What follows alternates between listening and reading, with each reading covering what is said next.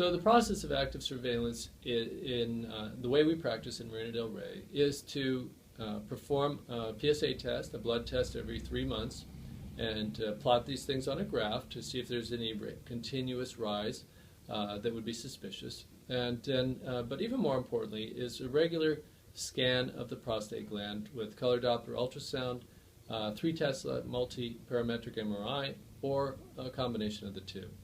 And these modalities, the scanning and the PSA testing, constitute the methods for keeping an eye or performing regular active surveillance in someone with a low-risk prostate cancer. So what would then lead to someone going off of active surveillance? What indeed are we looking for?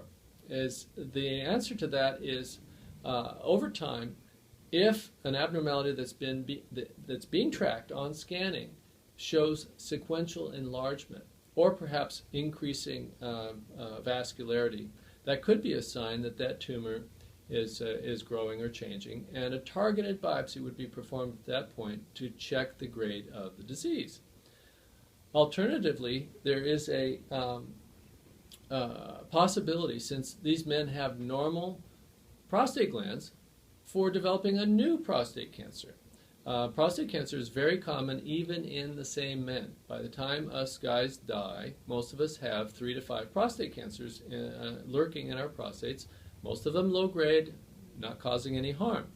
But if one of them is a higher grade, then of course that needs to be addressed. And men with low risk prostate cancer that are getting active surveillance can develop new cancers. And I believe that this is one of the most important aspects of men on active surveillance, is to watch not so much for the low-grade cancers, which rarely change, but to watch for the possibility of a new higher-grade cancer surfacing in another portion of the prostate, so that higher-grade tumor would get diagnosed at an early stage when the individual can still be cured. So some men, while they're on active surveillance, will have a new abnormality detected or an older abnormality that appears to be growing, and they will be recommended to have a targeted biopsy of the abnormality.